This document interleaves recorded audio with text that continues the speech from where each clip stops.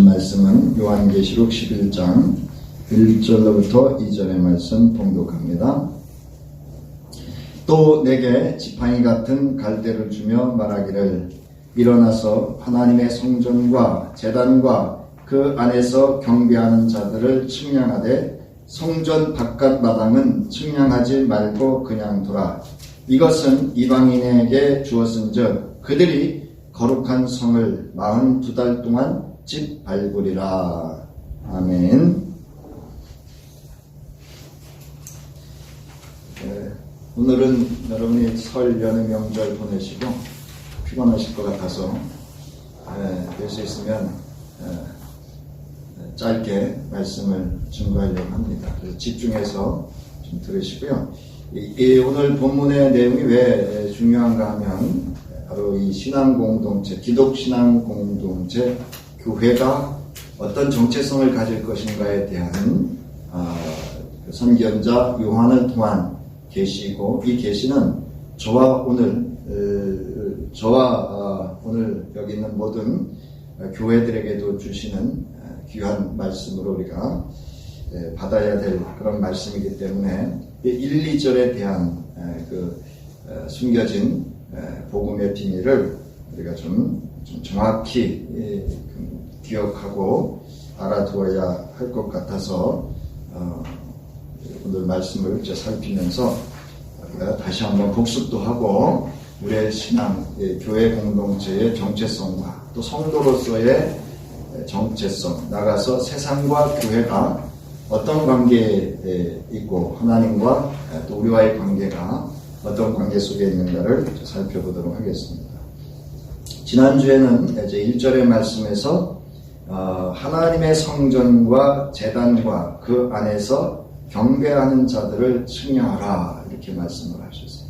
그래서 이 측량하다, 하나님께서 측량하다라고 할 때 그 측량하다라고 하는 그 의미를 지난주에 우리가 살펴봤는데, 이 측량하다라고 하는 것은 어떤 자들을 측량하는가 하면 바로 하나님의 성전과 제단과 그 안에서 경배하는 자들입니다. 그럼 하나님의 성전은 무엇이고 또 제단은 무엇이고 경배하는 자들은 누구이냐라고 하는 겁니다. 지난주에 우리가 살펴봤듯이 이제 하나님의 성전은 육신이 성전이 되신 예수 그리스도를 의미하기도 하지만 예수 그리스도로 말미암아서 성전된 오늘날 성도들, 그리스도인들이죠. 성도들을 의미한다 이렇게 말씀을 드렸습니다. 그래서 여러분 여기 요한계시록의 11장 1절에 나오는 하나님의 성전은 그래서 하늘 성전과 육신이 성전된 예수 그리스도와 또 그 예수 그리스도로 말미암아 성전된 성도, 그리고 나가서 그 성도들의 모임인 오늘날 말하면 교회 공동체를 의미한다라고 이렇게 말씀을 드렸습니다. 그래서 여기 11장 1절에 나오는 하나님의 성전은 곧 땅의 성전이면서 동시에 어디의 성전이라고요? 하늘의 성전임을 말씀하고 있다. 그래서 이 하나님의 성전이라고 하는 것은 하나님의 주권적인 통치가 일어나는 하나님의 소유, 하나님의 나라를 의미하고 있다. 이렇게 말씀을 드렸습니다. 자, 그 다음에 이 제단은 하나님의 제단이죠. 하나님의 성전과 제단. 제단은 뭐 하는 곳이죠? 말 그대로 제사를 드리기 위해서 동물을 잡아서 드리는 그런 곳입니다. 그래서 이 제단의 의미는 희생을 의미한다 그랬어요. 그래서 예수 그리스도의 대속제물 되시고 화목제물 되신 그 하나님과 인간의 분리를 화목케 하시기 위한 그 예수 그리스도의 희생을 의미한다 이렇게 말씀을 드렸습니다. 또 나가서 이 제단은 희생을 의미한다 그래서 희생제사. 그래서 예수 그리스도의 십자가의 죽으심과 함께 이제 복음을 받은 예수 그리스도의 복음을 듣고 그것을 믿고 따르는 성도들에게도 희생이 따르게 될 것을 이제 의미하고 있는데, 궁극적으로는 이 제사라고 하는 것은 하나님의 이제 그 소유와 보호를 의미한다 이렇게 말씀을 드렸습니다. 그래서 또한 이제 이 하나님의 그 재단이라고 하는 것은 우리가 예수 그리스도로 말미암아서 이제 하나님께 나아갈 수 있는 예배할 수 있는 근원이 되는 곳이기도 하죠. 그래서 예수 그리스도와 연합, 예수 그리스도와 함께 죽고 예수 그리스도와 함께 된 자가 이제 경배하는 자, 즉 하나님께 나아가서 예배하는 자들로 나아갈 수 있는 그런 것이 하나님의 제단이기도 하다 이렇게 말씀을 드렸습니다. 그래서 이제 이 경배하는 자들이라고 하는 것은 궁극적으로 우리가 말하는 자기들끼리 모여서 예배하는 것만 의미하는 것이 아니라 이제 온 세상을 향해서 이 예배하는 자들로서 복음의 증인으로 그 희생을 감당하고 그 사명을 감당하는 저희들을 이제 궁극적으로 측량한다라고 하는 것은 하나님이 뭐 하신다고요? 보호하신다는 의미를 가지고 있다 이렇게 말씀을 드렸습니다. 그래서 저와 여러분은 궁극적으로 하나님의 보호하심 속에 있는 하나님의 성전이고 제단이고 경배하는 자들인 것을 여러분 믿으시기 바랍니다. 네, 아주 중요한 우리 신앙의 아주 근본입니다. 근원입니다. 이게 본질이에요. 이것이 우리가 그 믿음으로 고백되어지고 경험되어지고 확증되지 않으면 세상에 이제 오늘 그 2절에서도 살피겠지만 세상으로부터 오는 여러 가지 모든 상황들을 온전히 분별하지 못하면 자기도 모르게 거기에 미혹되고 넘어지고 신앙이 흔들리게 된다는 거죠. 그래서 이제 1절은 이처럼 그 예수 그리스도를 믿는 성도들 나가서 그들의 모임인 기독 공동체인 교회 공동체와 예수 그리스도를 통한 하나님과의 관계를 이제 분명한 측량이라고 하는 것을 통해서 하나님의 주권과 보호하심 속에 있음을 분명하게 이제 말씀하고 있는 거죠. 이 당시에 요한계시록을 받는 그 당시의 성도들에게는 이 말씀이 얼마나 생명의 말씀이었고 진리였고 위로와 소망이 되는 말씀이었다는 거죠.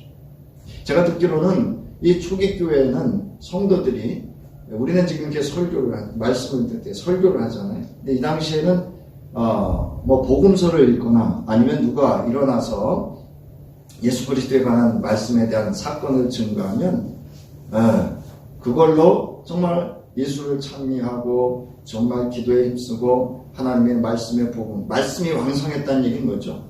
그 말씀을 실현하는 그 성도들의 삶이 충만했다는 뜻이에요. 궁극적으로는 그들을 통해서 예수 그리스도의 복음이 증거되어지는 그런 초기 교회의 신앙의 경험들이 있었다는 거죠. 그렇기 때문에 그들은 죽음을 넘어선 정말 부활의 신앙으로 그 시대 속에서 겪어야 되는 모든 예수를 믿는다는 이유로 겪어야 되는 모든 사회적인 어려움들, 생명의 위협까지도 감수하면서 그들의 믿음을 지켰고 또 예수 그리스도의 복음을 증거하는 증인의 삶을 살 수 있었다라고 하는 겁니다. 자, 그런데 오늘 2절을 보면 성전 바깥 마당은 측량하지 말고 그냥 두라 이렇게 얘기를 합니다. 그리고 이것은 이방인에게 주었은즉 그들이 거룩한 성을 42달 동안 짓밟을 것이다 이렇게 말씀하고 있습니다. 그래서 오늘은 이 의미가 무엇인지를 살펴보는데 여러분 성전 마당 이렇게 나와 있는데 이 어구 말의 말은 이렇게 또 번역을 할 수가 있습니다. 성전의 바깥 마당 또는 성전 바깥에 있는 뜰입니다. 그래서 여러분 나눠드린 이 자료가 있는데요. 이거 한번 보세요. 여러분 성전 구조에 앞서서 그 앞에는 이제 성막의 구조가 있습니다. 여러분 이 출애굽기가 아주 중요합니다. 그러니까 이스라엘 백성 나가서 당시의 기독신앙 공동체의 이 출애굽기가 아주 중요한 하나님의 구원 사역, 구원에 관하신 사건을 경험한 이 유대인들뿐만이 아니라 우리 기독 공동체에도 아주 중요한 사건이 바로 이 출애굽기에 경험되어진 사건입니다. 이 출애굽의 사건은 절대적인 하나님의 주권 속에서 이루어지는 사건인데요. 여러분 출애굽기를 보면 여러분 이제 출애굽기가 어떻게 시작되죠? 요셉에 의해서 야곱의 12지파 그 후손들이 애굽에 정착을 하게 되죠. 그래서 요셉이 있을 때는 정말 흥했죠. 어려움 없이 정말 하나님의 형통하심 속에서 하나님의 보호하심 속에서 고센 땅에서 저들이 살아갈 수 있었습니다. 그런데 요셉이 죽고 애굽의 왕이 바뀌면서 그들은 이제 노예라고 하는 삶의 통치권, 주권자가 없는 그런 철저한 노예의 삶을 살아가게 됩니다. 그때 이제 그들이 어떻게 하죠? 신음하죠. 신혼이라고 했는데 이제 하나님 앞에 자기들의 그 처절한 그 고통과 주권의 이런 삶에 대해서 처절한 그 한탄을 하게 되죠. 여러분이 아시다시피 출애굽에 있어서 우리가 아는 사건이 뭐죠? 그 낳는 아들들마다 생명을 얼마나 귀한 자식을 낳았겠어요. 내 딸은 살려두고 아들을 죽여야 되는 그런 처절한 그들의 그 한탄을 하나님이 어떻게 하셨죠? 누구를 기억하시고 아브라함과 이삭과 야곱의 하나님이 약속하셨던 것을 기억하시고 저들의 신음소리를 들으시고 이제 모세라고 하는 하나님의 선견자를 택하셔서 그를 통해서 하나님의 구원의 역사를 이루어가는 것을 우리가 볼 수가 있습니다. 그래서 출애굽의 하나님은 따라하시기 바랍니다. 찾아오시는 하나님. 찾아오시는 하나님이 저와 여러분도 한번 잘 되돌아보세요. 내가 예수 믿게 된 것이 궁극적으로 우리가 돌이켜보면 내가 하나님을 택한 것 같지만 하나님이 나를 뭐 하신 거예요? 찾아오신 거예요. 하나님의 구원의 역사는 거기서부터 시작합니다. 그래서 나는 어떤 존재인가 하면 하나님이 나를 구원하시기 위해서 찾아오셨어요. 어떻게 찾아오셨어요? 예수 그리스도를 이 땅에 보내셨고 3년이라고 하는 사역을 통해서 예수 그리스도의 십자가와 부활의 사건을 통해서 나를 찾아오신 겁니다.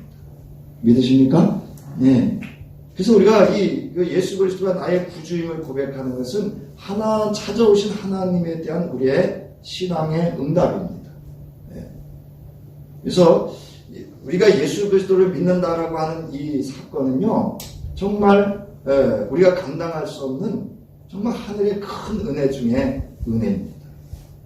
그래서 이제 찾아오신 하나님께서 이스라엘 백성들을 전적으로 이제 모세를 통해서 말씀하시고 모세를 통해서 인도하시죠. 낮에는 뭐로? 구름기둥으로, 밤에는 불기둥으로. 그리고 광야 생활의 중추적인 역할을 했던 게 뭐죠? 바로 이 장막이라고 하는 것을 통해서 하나님께서 저들 한가운데 함께 임재하셔서 저들의 통치하고 다스리시는 하나님의 주권을 실현해 나가는 것을 바로 이 성막을 통해서 이제 실현해 나가는 것을 볼 수가 있습니다. 그래서 여러분 나눠드린 자료에 보면 성막이 있습니다. 성막. 그래서 성막은 어디로 들어가냐면 동쪽 문으로 들어갑니다. 에덴 동산도 이제 여러분이 아시다시피 동쪽 문을 닫죠. 그래서 동쪽 문을 들어가면 거기 이제 세마포 울타리가 있고요. 번제단이 있고 물두멍이 있고 성소와 지성소가 있죠. 그리고 거기 보면 이제 뜰이 나와 있죠. 그래서 이 출애굽의 성막을 시작으로 해서 우리가 잘 아는 이제 솔로몬의 성전, 그다음에 수룹바벨의 성전, 헤롯 성전이 이제 건축이 되게 되죠. 그러나 그 중심만큼은 이 성막, 출애굽에서 모세를 통해서 실현하셨던 이 성막의 그 근본은 성전으로 그대로 이동되어지는 걸 볼 수가 있습니다. 그래서 그 이제 뜰이 나오죠. 자, 그런데 그 뒷장을 보시면 이제 거의 헤롯 성전 구조인데요. 거기 이제 여러분이 한번 시간이 되시면 좀 공부를 하시면 좋겠어요. 공부는 여러분 어렵지 않아요. 여러분이 수년 동안 예수를 믿으셨기 때문에 집에 가셔서 한 번만 틈틈이 읽어보시면 여러분이 아마 풍요로운 정말 이 요한계시록에 숨겨진 정말 그 모든 성소를 축약해 놓고 정말 다시 이루어질 하나님의 그 예수 그리스도의 오심을 통해서 이루어지실 하나님의 비밀을 아주 풍성하게 누릴 수 있는 그런 기회가 될 겁니다. 자, 보면 거기 나와 있죠. 어디가 그 동쪽 문인가 하면 황금문이 있는 쪽이 동쪽 문이죠. 그래서 그리로 들어가면 여인의 뜰, 이스라엘 뜰, 이방인의 뜰, 뭐 이렇게 있고 제단이 있고, 그런데 이제 그 성소와 지성소만큼은 누구만 들어갈 수 있죠? 여기는 제사장만 들어갈 수가 있습니다. 그래서 이 헤롯 성전을 지을 때는 바로 이렇게 뜰을 확장을 했다 그래요. 그래서 거기 여러분 나눠드린 자료에도 보면 그 성전 제사장의 뜰이 있었고, 유대 남자들을 위한 유대인의 뜰이 있었고, 유대 여성들을 위한 여인의 뜰이 있었고, 이방인들이 들어갈 수 있는 이방인의 뜰이 있었다는 거죠. 그러니까 이방인들도 제사에 참여할 수 있었다는 거죠.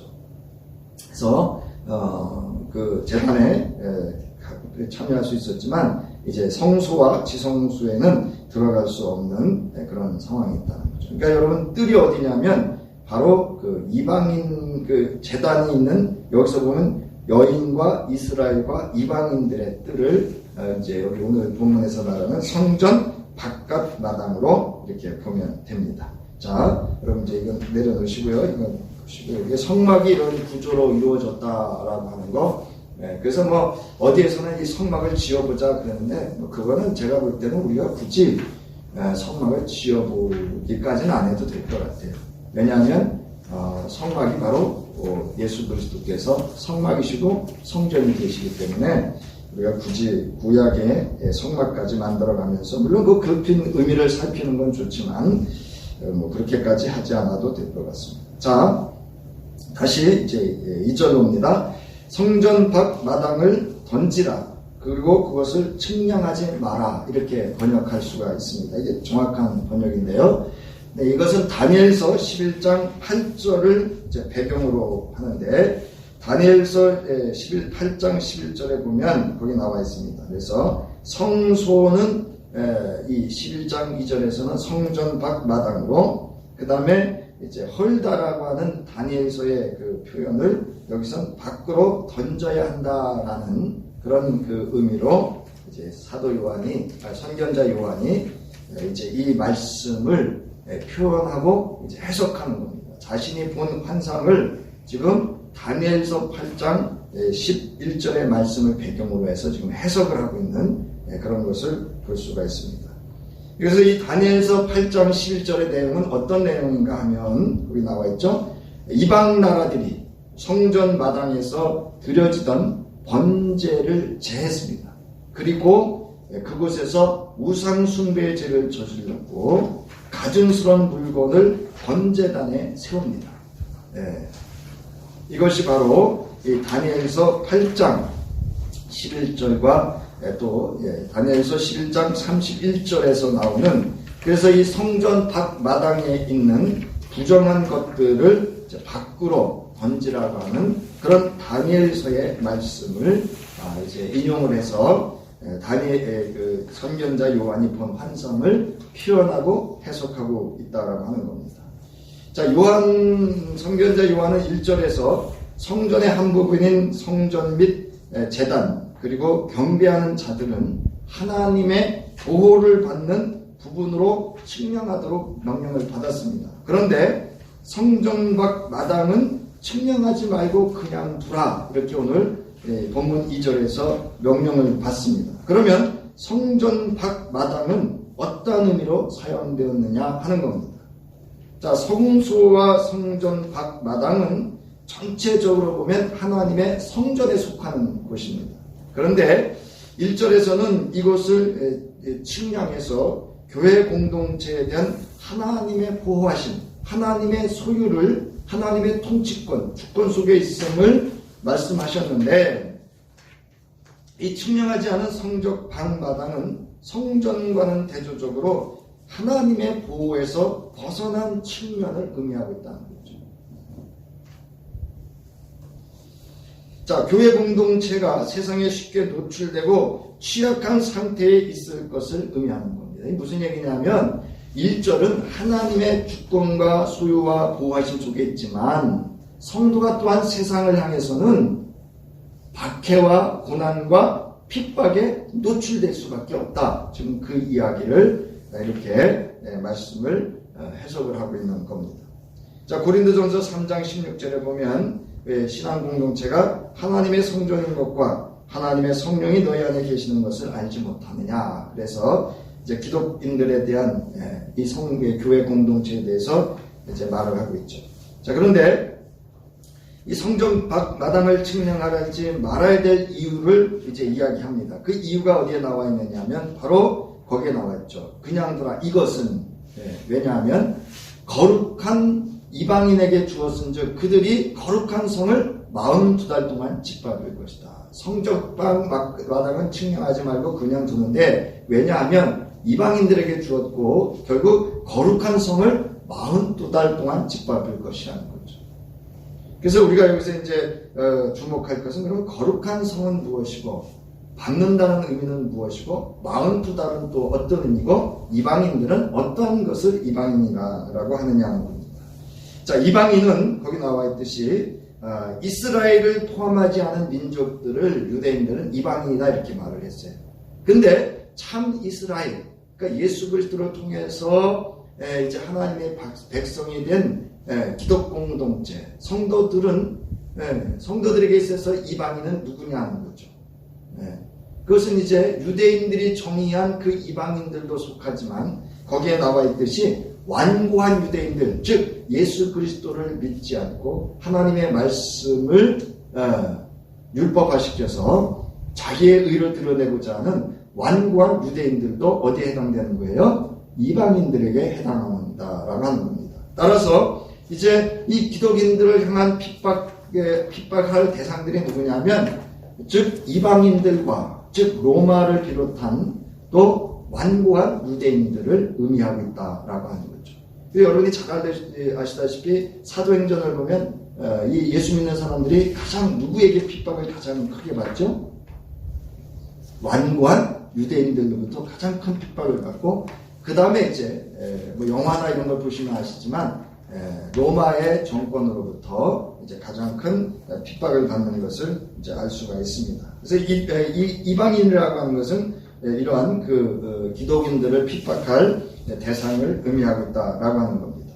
자, 그러면 거룩한 성이라고 하는 것은 어떤 의미냐라고 하는 건데요. 여러분 그 다음 페이지를 보시면 이 거룩한 성에 대한 그 의미는 뭐 어렵게 말씀드리지 않겠습니다.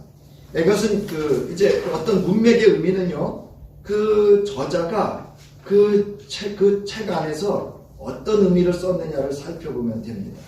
이제 이전까지 뭐 신약의 복음서라든가 또 그 구약 성서의 거룩한 성은 예루살렘을 의미했습니다.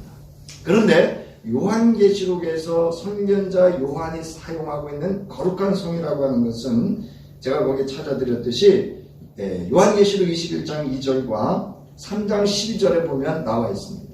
그거 보시면 요한계시록 21장 2절에 보면 거룩한 성 새 예루살렘이 이렇게 얘기합니다.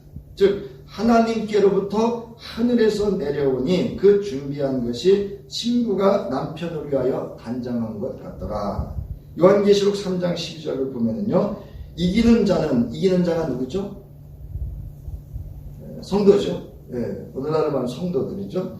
자, 거기서 이제 교회가 해당이 되는데요. 내 하나님 성전의 기둥이 되게 하리니 그가 결코 다시 나가지 아니하니라. 내가 하나님의 이름과 하나님의 성, 그리고 하나님의 성에 대한 것을 설명을 합니다. 그 성이 뭐냐면 하늘에서 내 하나님께로부터 내려오는 예루살렘인데 어떤 예루살렘이에요?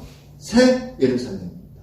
그러니까 그 요한계시록에 쓰는 단어가 있죠. 새 하늘, 새 땅, 그 다음에 뭐예요? 새 예루살렘. 그리고 저희가 어떤 존재예요? 새롭게 된 피조물. 맞죠? 이 새라는 단어가 예수 그리스도를 통해서 완성되어질 또는 그런 존재를 가르칠 때 이 새라는 단어를 씁니다. 그러니까 요한계시록에서는 이 완성의 의미를 가지고 있는 이 새자를 통해서 이제 그 의미를 드러내고 있는데요. 그래서 오늘 이 거룩한 성이라고 하는 것은 미래 하늘에 있는 하나님의 도성인데요. 아주 중요한 것은 바로 이 도성이 땅에 있다는 거예요. 근데 이 땅에 있는 존재가 누군가 하면 바로 교회 공동체라는 겁니다. 그러니까 지금 이 요한이 말하고자 하는 것은 이 땅의 거룩한 성은 어디라고요? 오늘날로 말하면 교회라는 거예요. 그리고 신자, 성도라고 하는 것을 믿으시기 바랍니다. 이거 얼마나 큰 의미입니까? 여러분, 이 의미, 즉 오늘날 이 땅에서 하나님의 그 하늘의 새 예루살렘의 성의 의미를 가진, 상징적인 의미를 가진 것이 바로 교회이고 성도, 각각 성도라고 하는 겁니다. 네. 그래서 이 거룩한 성은 바로 그러한 의미를 가지고 있다라고 하는 것을 여러분이 기억하시면 됩니다. 자, 그 다음에 집밥다라는 건데요. 자, 집밥다라고 하는 의미는 이 다니엘서에서 그 의미를 이렇게 요한계시록에 발전을 시킵니다. 그러니까 선견자 요한이 자신이 본 환상을 그냥 일반적인 견해로 해석한 게 아니고요. 하나님의 말씀을 통해서 해석을 한 거예요. 그걸 이렇게 표현한 거예요. 그래서 이제 주로 다니엘서의 말씀의 완성과 함께 다니엘서의 말씀을 발전시켜서 이 해석을 하는데요. 바로 이 집밥다라는 의미는 다니엘서 8장 13절과 스가랴서 12장 3절의 말씀을 공유한 거예요. 다니엘서 말씀과 스가랴서 말씀을 이렇게 공유해서 2절에 있는 집밥다라고 하는 그 의미를 해석한다라고 하는 겁니다. 근데 여기 이제 주목해야 될 거는 바로 스가랴서 12장 3절에 있어서 70인용입니다. 거기 보면 나와 있죠. 나는 예루살렘을 모든 나라들에 의해 짓밟힌 돌로 만들 것이다. 그것을 짓밟는 모든 자가 그것을 철저하게 초롱할 것이다. 이건 무슨 얘기냐면 짓밟는다는 의미가 예수 그리스도를 따르는 그 교회와 성도들이 뭐 한다는 거예요? 짓밟힘을 당할 것이고 조롱을 당할 것이다 라고 하는 핍박과 박해와 고통과 고난을 의미한다는 거죠. 이제 아셨죠? 이 짓밟는다는 의미가 어떤 의미인지? 네. 자, 그러면 70인역이 어떤 거냐는 거죠. 저희 그 아이가 이제 식사하다 묻더라고요. 70인역이 뭐예요, 아버지? 이렇게 묻더라고요. 근데 저도 정확하게 사실은 이렇게 공부를 안 했던 거라서 제가 거기 나와 있듯이 이제 교회 용어 사전에 보면 70인역이 이런 배경 속에서 이제 나오게 됐다라고 하는 것을 여러분 참조하시는데 12지파에서 각각 6명씩 뽑아서 각각 자기 분량이 있어요. 뭐 누구는 소선지저, 누구는 대예언서, 뭐 주로 이제 처음에는 모세오경을 번역을 했고요. 그래서 여기 보면 72방에서 71일간 번역을 했다는 거죠. 왜냐하면 거기 나와 있습니다. 그러니까 이제 그 애굽의 그 알렉산드리아가 이제 그 지역에 사는 모든 이들의 언어 통일을 시킵니다. 그래서 헬라어만 쓰도록 하고 해가지고 이제 그 후손들이 히브리어를 모르는 거예요. 구약성서를 읽을 수가 없는 거예요. 그래서 이제 그 히브리 구약성서를 헬라어로 이제 번역한 것을 72년이다. 그래서 아주 중요합니다. 왜냐하면 오늘날 모든 성경의 해석의 근원이 72년으로부터 나오기 때문에 아주 중요한 그런 번역서이기도 합니다. 이런 배경이 있다라고 하는 건데요. 자, 그래서 요한은요, 바로 이것은 집밥다라고 말한 집밥다라는 의미는 교회 공동체가 이제 종말적 고난의 정황을 설명하고 있다는 거죠. 그러니까 예수 믿는 이 성도들은 핍박이 세상으로부터 핍박과 조롱이 주님 다시 오시는 그날까지 끊어지지 않는다. 그 의미를 담고 있는 것으로 이렇게 해석할 수가 있습니다. 자, 그러면 하나님께서는 무엇을 보호하시고 무엇을 짓밟도록 내어주시냐는 거죠. 자, 거기 보면 하나님께서는 공동체의 믿음을 보호해 주시고 우상 숭배의 해악으로부터 지켜주신다는 거예요. 그러니까 성전 밖 마당은 그냥 두라고 했을 때 그 의미가 뭐라 그랬더라고요? 그 다니엘서를 보면 이방 나라들이 와서 그 제단의 예배를 매일 드리는 제사를 못 드리게 하고 번제단에 우상신을 세우고 우상을 세우고 우상 숭배를 했단 말이에요. 이제 그거를 그서로부터 보호하시겠다는 의미예요. 무슨 얘기인지 아셨죠? 그러니까 하나님의 성전과 제단과 경배하던 자들을 측량했잖아요. 보호하시겠다 그랬잖아요. 뭐를 보호하시겠냐는 것은 바로 성전 밖 마당에서 이루어지는 우상 숭배에 관해서 보호하시겠다는 것이고, 또 하나는 이제 거룩한 성을 짓밟다라고 하는 고난으로부터 보호하시겠다는 겁니다. 의미를 아셨죠? 그래서 믿음을 보호한다는 얘기는 그 고난으로 인해서 믿음이 실족하지 않도록 보존하시겠다는 거예요. 이게 이제 요한복음 17장에 나오죠. 성도들을 예수께서 나를 따르는 자들을 시험에 들거나 실족하지 않도록 보존하여 주시옵소서라고 했던 그 기도처럼 그 약속을 지키시는 그런 내용으로도 볼 수가 있습니다. 자, 그 다음에 이제 그러면 무엇은 또 지키지 않는가 하면, 보세요. 보호해주지 않는가 하면, 공중 권세 잡은 자가 장악한 세상 속에서 교회에 물리적인 박해와 핍박을 가할 때 하나님께서는 이를 허용하시고 성도들은 고난에 직면하게 된다는 겁니다. 자, 그러면 왜 여러분 하나님께서 이것은 그냥 이렇게 고난의 우리를 내어주실까요? 이거 의미를 또 살펴야죠. 이건 우리가 성서의 전체적인 맥락을 볼 때 성도가 고난에 내어주는 건 뭐예요? 우리의 신앙을 무너뜨리기 위해서요? 견고하게 하기 위해서예요?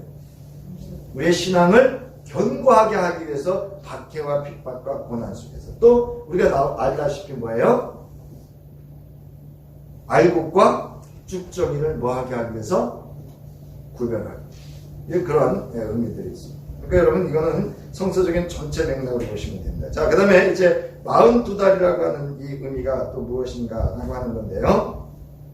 자, 여기 보면 42달이라고 하는 그 문자적인 의미도 상징적인 의미를 가지고 있는데요. 바로 이것도 다니엘서에서 그 의미를 살필 수가 있는데, 이건 종말론적인 기간으로서 그 다니엘서에 보면 이렇게 나옵니다. 한 때와 두 때와 반 때, 그 다음에 또는 3년 반 또는 며칠 이렇게 나와요. 일수도 나오는데 그 앞에 나와 있는데요. 이것은 다 동일한 의미예요. 오늘 나오는 42달이에요. 한 때, 두 때, 반 때는 3년 반이거든요.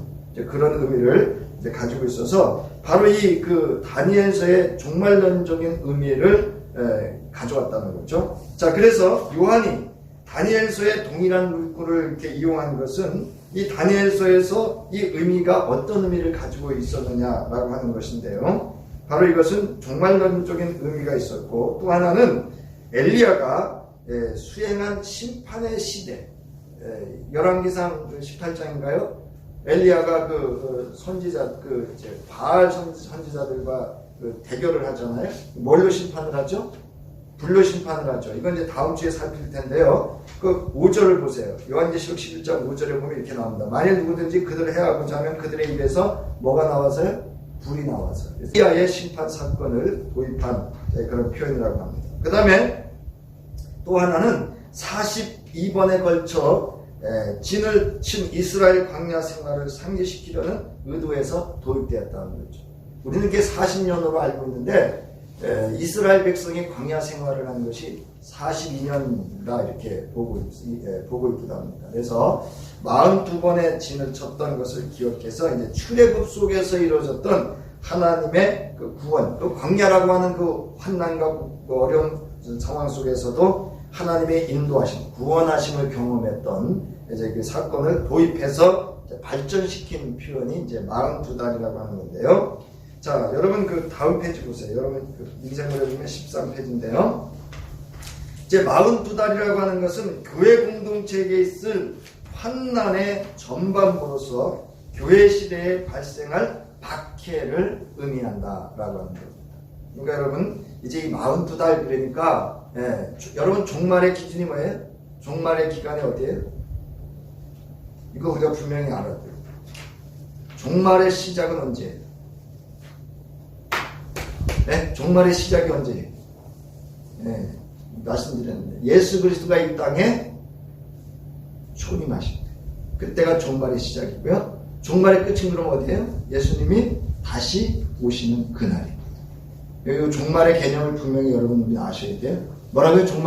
종말의 시작은 예수 그리스도가 이 땅에 처음 오신 초림한 시간, 그리고 끝은 종말의 끝은 예수가 다시 오실 그날이 종말의 시작과 끝, 종말의 기간을 의미한다는 거죠. 자, 따라서 이제 결론으로 가면 여기 뭐 이제 12장 얘기 나오고 그랬는데요.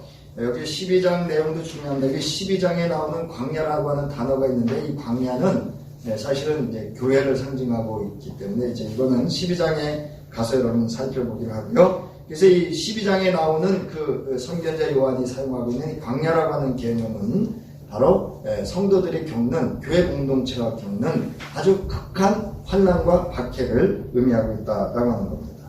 자, 그래서 결론적으로 11장 1절부터 2절에서 성전으로 교회 공동체는 내적으로는 하나님의 보호와 안전함이 있지만 외적으로는 이방인에 의해 짓밟히는 고난과 고통이 따르는 박해가 있는 모습을 말씀하고 있다는 거죠. 그러니까 뭐 하라는 얘기예요? 이 독자들, 그 당시에 이 요한계시록을 읽고 듣고 하는 이 청중들, 그 당시에 교회는 뭐 하라는 얘기예요? 믿음을 지키라는 얘기예요? 세상과 타협하라는 얘기예요? 더더욱 이것을 알고, 이 현실을 알고, 이 말씀을 통해서 신앙을 견고히 굳건히 지키라는 거예요. 자, 이제 이 대표적인 사건이요, 사도행전 7장에 나오는 이 스데반 순교 사건이죠. 스데반이 예수가 그리스도이심을 증거하고 이제 박해를 받죠. 그래서 돌로 맞아 죽게 됩니다. 그때 거기 나와 있듯이 이제 그 7장 54절부터 60절에 보면 스테파노스가 이제 순교하는 장면이 나오죠. 그 죽는 장면에 보면 그가 뭐를 보냐면 그것에 55절, 스데반이 성령 충만하여 하늘을 우러러 주목하여 하나님의 영광과 및 예수께서 하나님 우편에 서신 것을 보고, 이게 어디죠? 하나님의 성전, 하늘 성전, 거룩한 성이죠.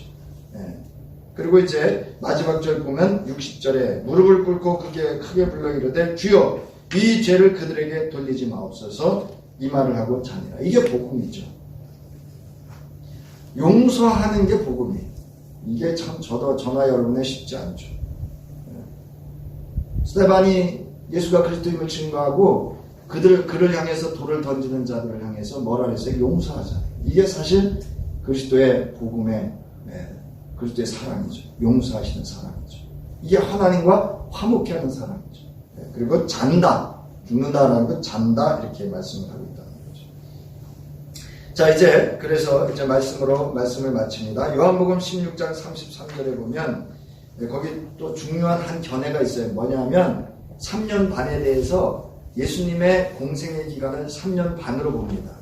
그래서 예수 그리스도의 지상 사역의 기간과 대략적으로 이제 일치하는 것으로 보면서 예수 그리스도께서 지상에서 복음 사역을 전할 때 경험했던 것을 성도들도 경험하게 될 것이다. 교회가 경험하게 될 것이다. 라고 하는 그런 해석을 하는 견해도 있습니다. 여러분 참조하시면 됩니다. 이게 뭐 옳고 그름의 문제가 아니고 그런 해석도 있다라고 하는 거.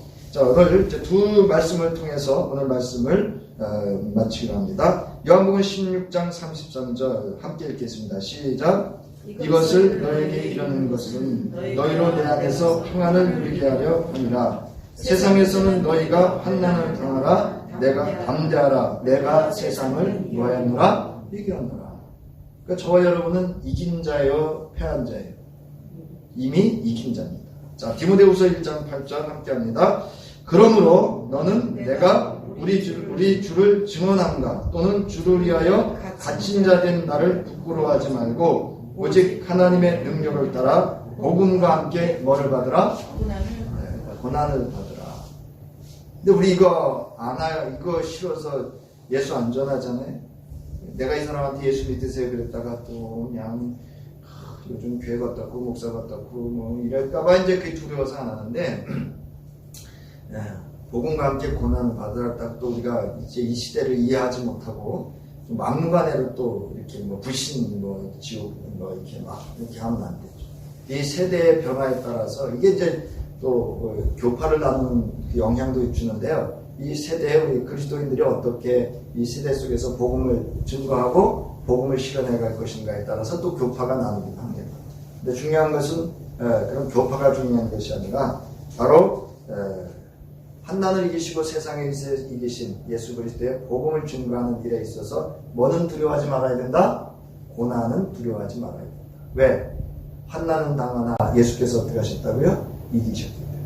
오늘 한 주도 여러분 세상을 이기신 예수 그리스도와 함께 강하고 담대한 믿음으로 승리자로 살아가시기를 주의 이름으로 축원합니다. 이제는 환난을 당하나 담대하라 내가 세상을 이겼노라 말씀하시며 오늘도 우리에게 참된 평안을 주시고 이길 수 있는 힘이 되어주시고 능력이 되어주시는 우리 주 예수 그리스도의 구속의 은혜와 변함없이 사랑하시고 우리를 보호해 주시고 통치하고 다스리시는 하나님의 무한하신 은혜와 오늘도 우리에게 세상에 복음과 함께 고난을 받을 때에 힘이 되어주시고 능력이 되어주시고 감동감화 역사하여 주시고 말씀을 주시는 성령의 감동감화 역사하시니 이제 한 주간도 주의 말씀 붙잡고 하나님의 성전된 하나님의 거룩한 복음의 증인으로 살아가기를 결단하며 돌아가는 저희들과 저희들의 가정과 기업과 자녀 위에 이제로부터 영원히 함께 하시기를 간절히 축원하옵나이다.